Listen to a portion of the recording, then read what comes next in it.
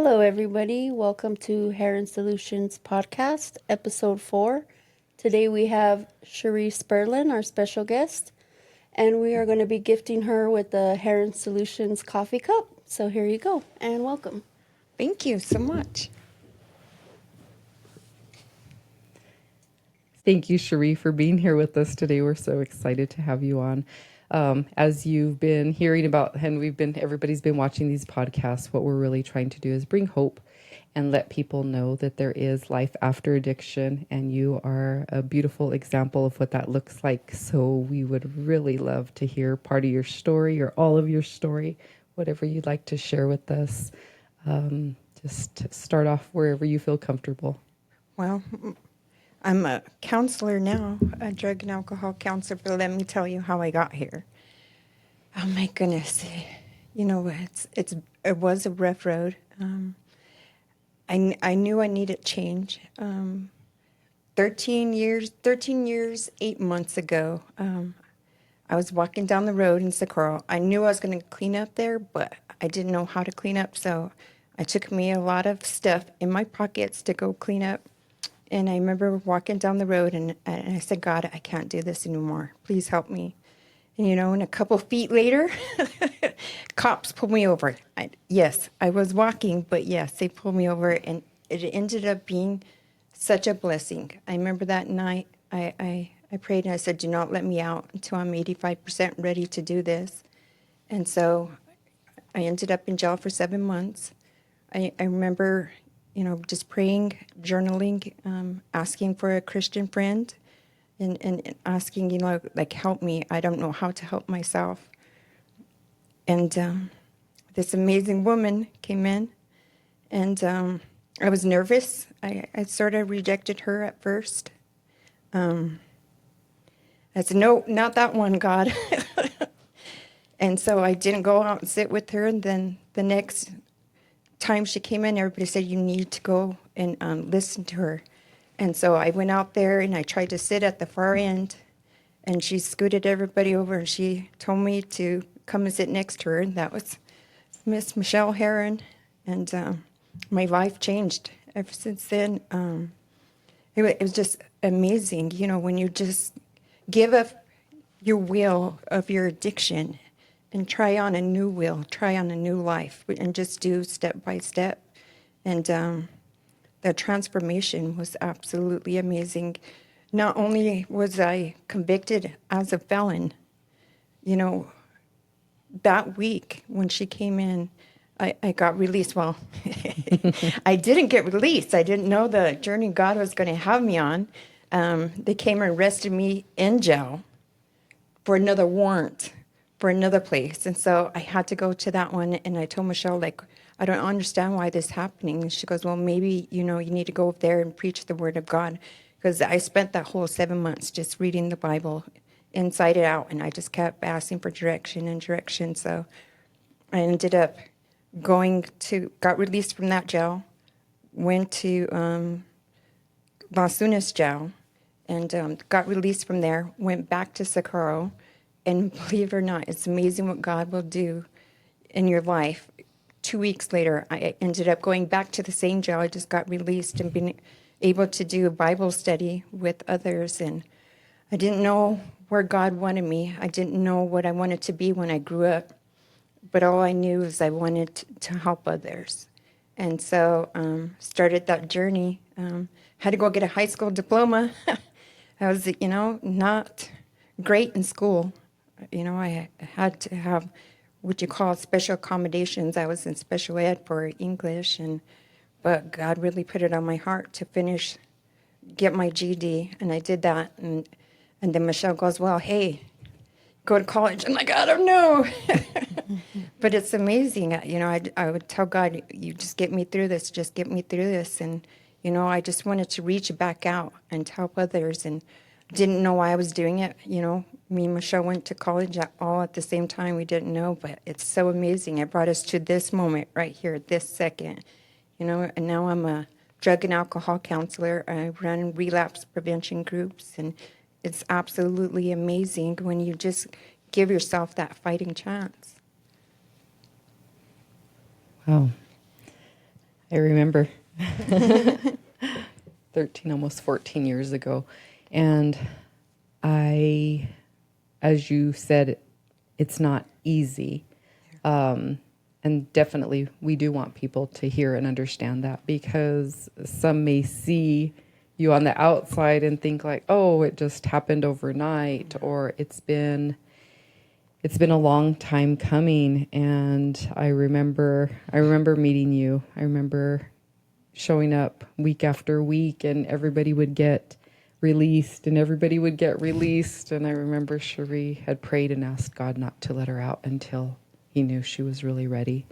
And he answered her prayer. Yeah, he did. I think at the end you lowered your percentage a little bit. Yes, I was like 83%. Because I told him 85%, but I was like, God, 83. I'm ready. But, it's taking that step. And like I said before, it wasn't easy. I had to be on probation. So yes, I was allowed to go back in the jails, but I was on probation and they were strict down there. But, it just helped me change my life. And I took one day at a time, not overthinking like, where am I going to go? Where am I going to work? It's just one step at a time. Yes, and I remember you going back to college. Yeah. And getting your associates. Yeah. And right afterwards asking you when you were starting your bachelor's. And I think as we both kicked and screamed all the way through school, didn't want to do it, but you were still faithful. Yes. And continued to push forward and push through, and just to be able to graduate, and you got a job right away to do what you love and serve others. And so as we kind of shared on the last one how Herron Solutions began, Cherie was she was our first counselor to come on once those needs just kept arising, and like, what do we do? And so when Cherie came on, she quickly got filled up. Well, it wasn't quickly. At first, it was a little slow going. So we were kind of like, okay, Lord, is this supposed to, how? But then you got filled up, and then we had to bring on somebody else. But I just continue to remember and to see your faithfulness in serving others and needing to give back. And I still continue to see that. How does giving back to others help you in your journey today? Oh my goodness, giving back to others helps me in an amazing way. It's not all about self. When we're just self-consumed, that's where we fail. I truly believe it's serving others actually serves ourselves. And, reaching back into the pits of hell, that's what I say, and pulling others back and being open and honest. People could see it in you, and, I'm not ashamed of my story. It's brought me to where I am today. Yes, did I fight self-doubt all the way in school? Yes, I did. But I didn't allow that self-doubt to take over me. And, I get nervous meeting new clients, right? Sometimes I ask God, I don't know how I can help them. And so just being there for somebody, that's all they need. That's all I needed, and just reaching back in and willingness to ask for help and allowing the person to help you. And I think that's the big difference. That's where the true change comes.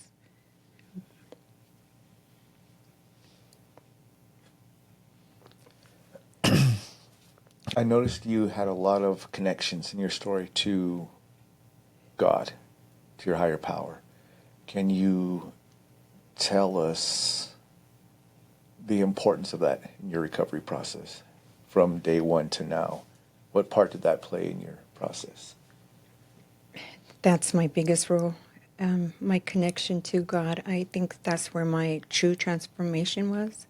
And my grounding, when I would have a hard time, I would literally reach out to him and ask him like, hey, I need help. I don't know which way to go. I don't know how to do this. I don't, know how to approach this. Please help me. But the most important thing is, I call it the stop sign, is I wouldn't move unless he let me know, right? Because so many times in my addiction in my life, I'd be impatient. Okay, well, I'll just go left. I'll just go right. And too many times it's taken me down the wrong road. So patience is the number one, and waiting for him to give an answer.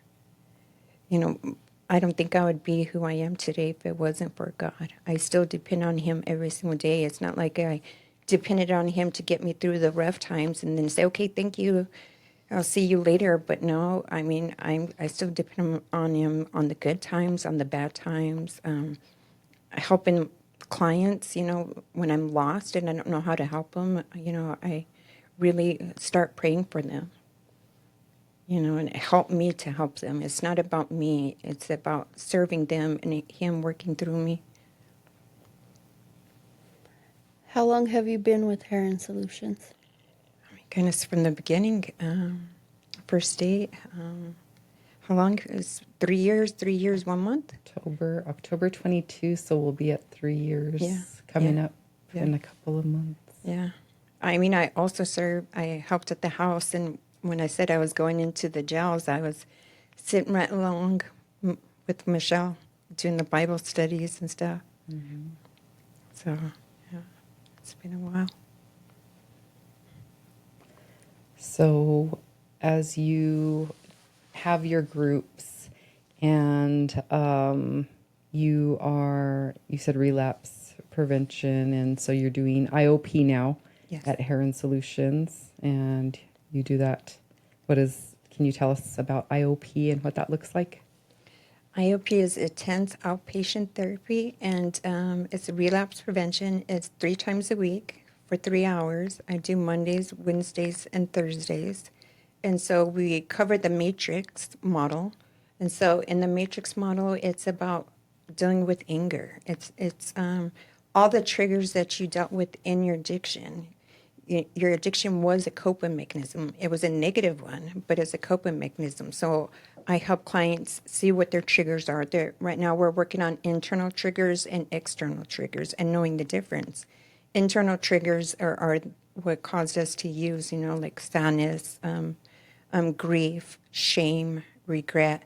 External triggers is people, places, and things. And so each session we break down things and we really dig deep and dive in. And what's amazing is it's a group. And so guys could say, hey, I'm experiencing this, this would help me. And so it's not about me, it's about all of us participating together. I'm not like standing above them, okay, you guys got to do this. We do the group as a group activity. And so I don't sit there and say, okay, I got the 30, I got 13 years sober. It's not like that. Because I learn things from them all the time, too. So it's amazing. Do you think your lived experience helps you do what you do? Does it give you the extra boost? Do you have a more firm connection with that? And do you implement it into your IOP?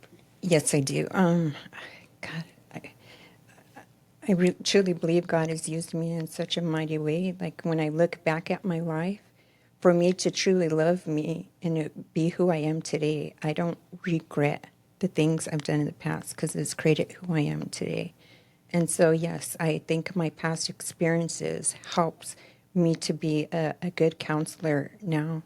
And that's the whole reason I wanted to do it. I wanted to reach back in, like I said before, the pits of hell and help pull out others. So I could, they could relate with me. I could relate with them. So it's just so powerful. And how long have you been counseling for? 6 years. It's going to be 6. Mm-hmm. Yeah, 6 years. So, like I say, I really depend on God. It's like, God, right before I was going to graduate with my bachelor's, where do you want me to work? Where do you want me to work? And they kept calling me. It's like, no, not them. So I've learned usually the things that I reject the most are the most important things. And so they were like, are you ignoring me? They were texting me, are you ignoring me? Yes, I am. So my last agency that I worked at before I started with Michelle, I graduated on a Friday, and what did I start on a Monday? Yep, I started that Monday. So just instantly, it's amazing. So doing things even when you don't feel like doing them. Right? Joshua and Samantha, can you ever think of a time where you could relate to that?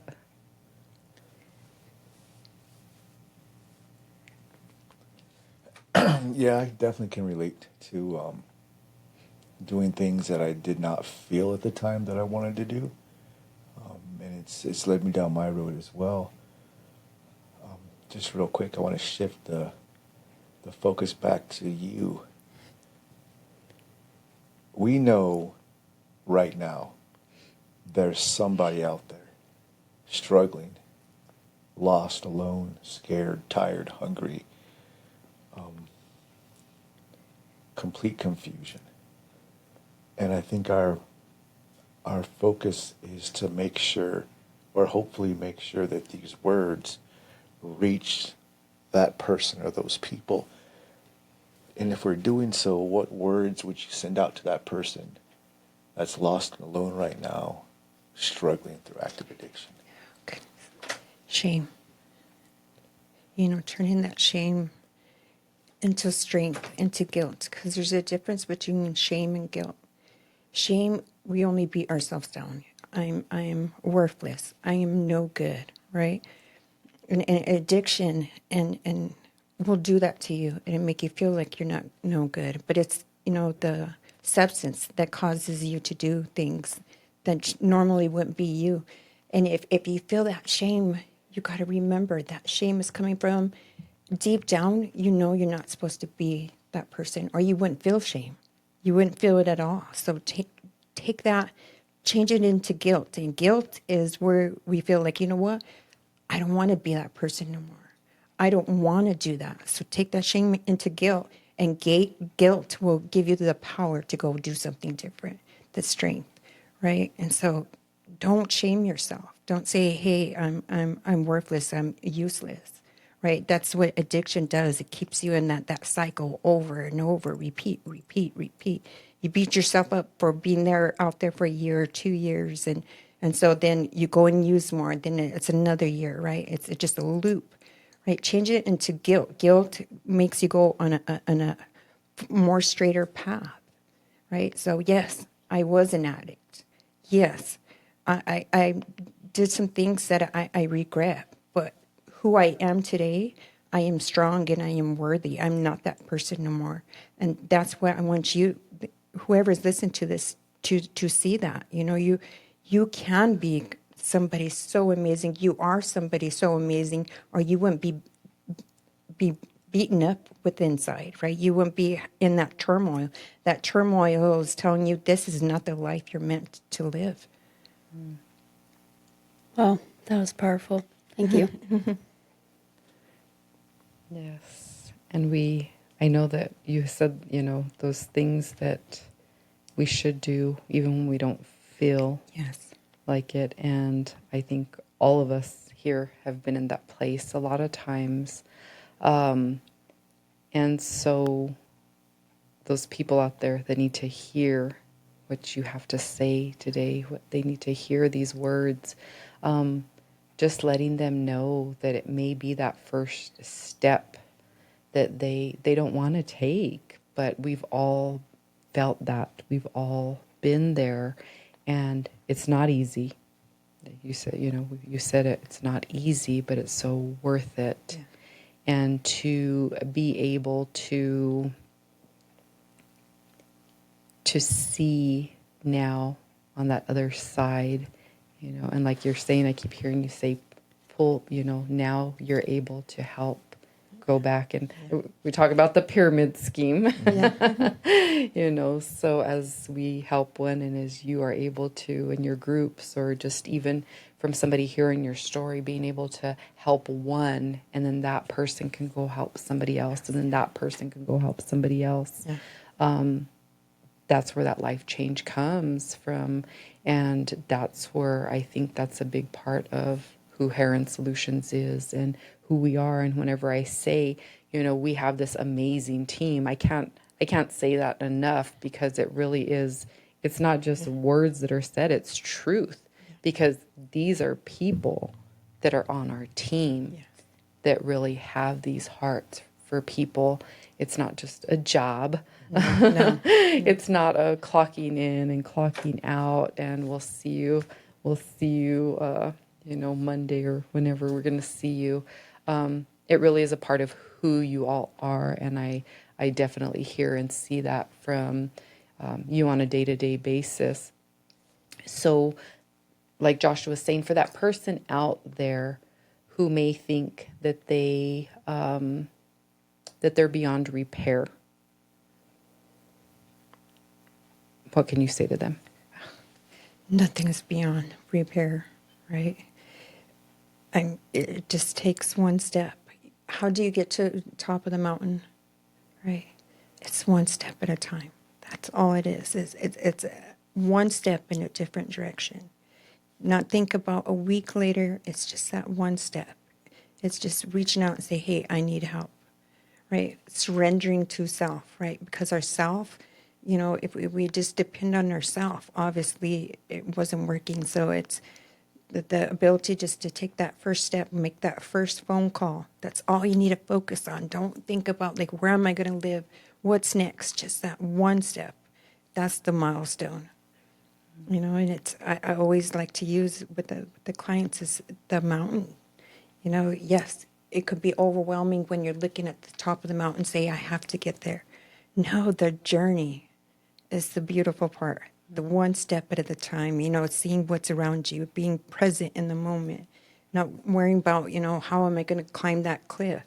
It's one step. And then you look back and look, oh my goodness, look how far I've made it already. Look how high I am because of that one step. And that's the difference in the world.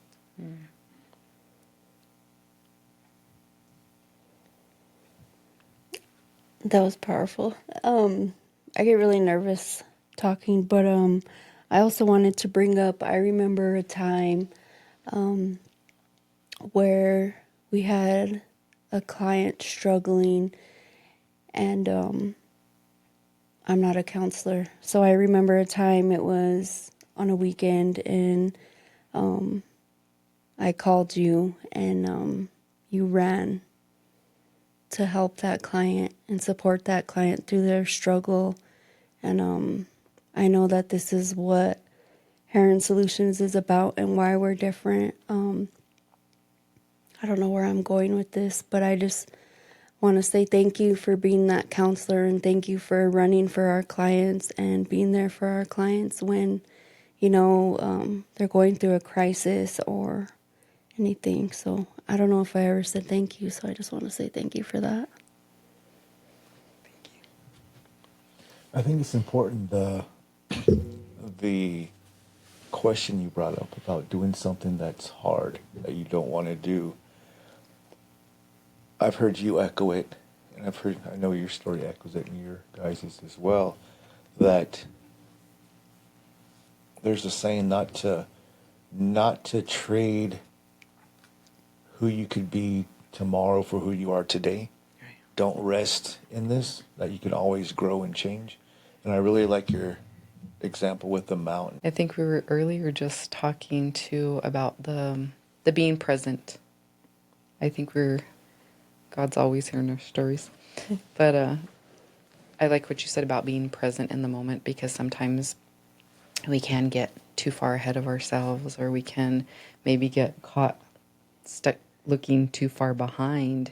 And I think for those that do struggle with addiction, sometimes that's what paralyzes us. Sometimes that keeps us from going forward or going back, we keep looking back, so we just stay stuck. And so, as you said, just take that one step. It could be the phone call. It could be, one more.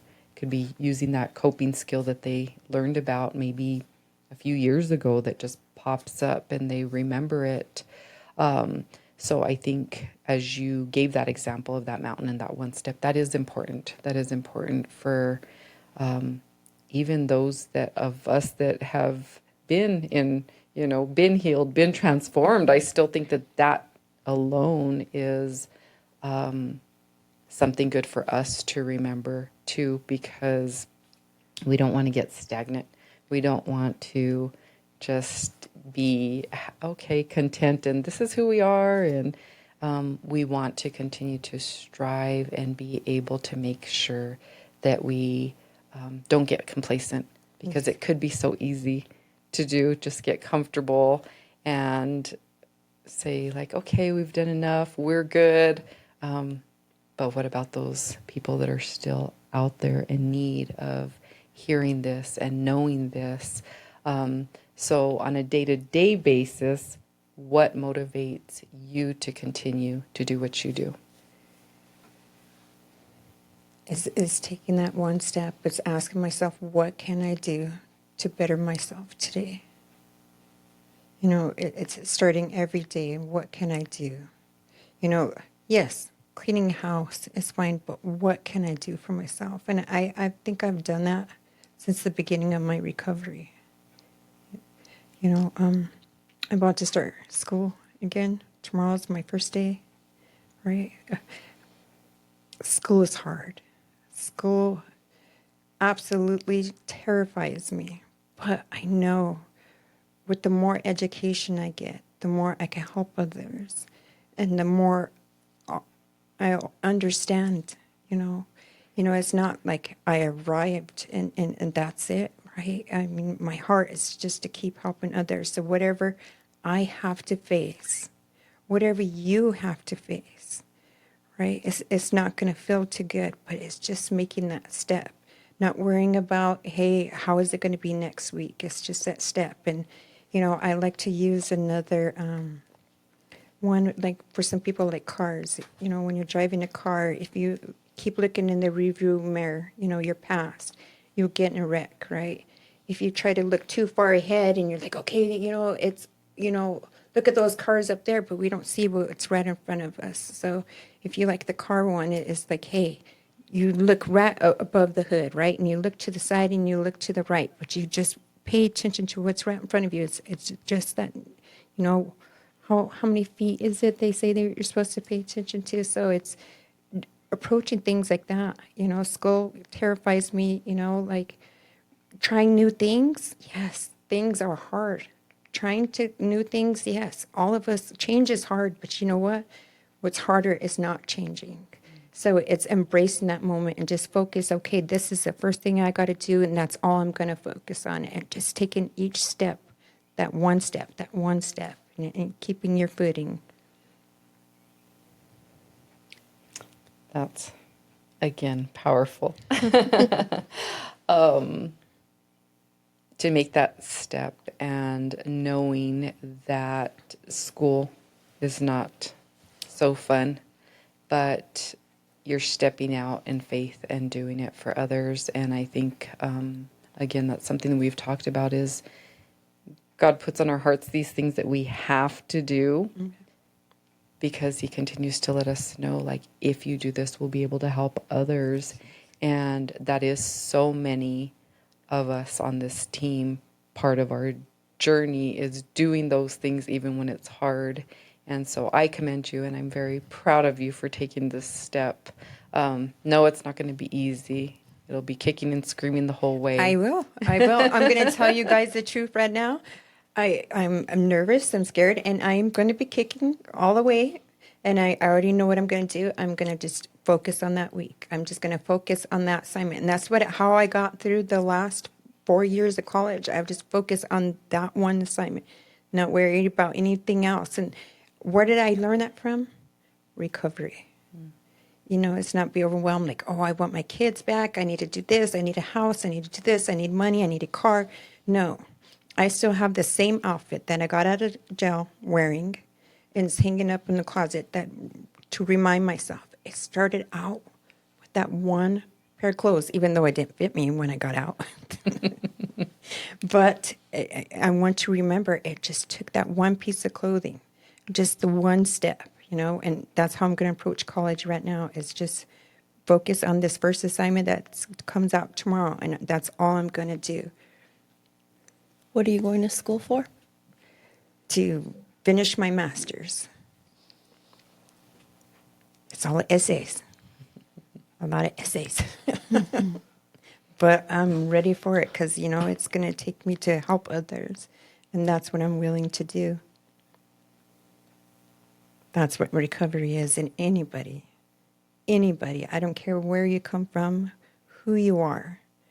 You know what? Anybody could do recovery. You just got to believe in yourself and just take that one step. So how does a person access your IOP? They call the number, the office number, and they just tell them, hey, I want to join the IOP. What does it take? And they'll just send an application. They'll send it to your phone, and they'll even walk alongside you. It's an amazing team here. We won't just say, hey, just do this and you're on your own. No, we will walk along and help you fill out the application and get qualified. I mean, pretty much it's just an application. And the next thing you know, they'll be contacting me and letting me know you got a new client and the intake will be done and you'll be in seeing me. Okay. So it's not just IOP. I do counseling appointments with the people that are in the IOP. So it's a 1 hour session, just one-on-one, just me and you, just talking about whatever struggling with. And is this available for everybody in the community? Do you have to be court ordered, or how does that work? No, you could be court ordered. You could be just, walking off the street. It's open for everybody. So there's no. And it's an amazing group. It's amazing. That meets, when does your group meet? Mondays, Wednesdays, and then Thursdays from 8:30 to 12 o'clock. Okay. And then I'll schedule an appointment for the 1 hour whenever the person's available. Great. Cherie, we are so blessed to have you on our team and have you serving this community. And we just thank you for being with us today. Thank you for what you do. We will keep you in prayer through all of these school days ahead. Yes. But from your mouth to God's ears and from our mouths as well, we know that once this part of your journey's finished, school, get that next piece of paper, that you will be able to continue to help more people. So we thank you for what you do. Thank you. Thank you for having me on. It's a blessing. Thank you. Thank you.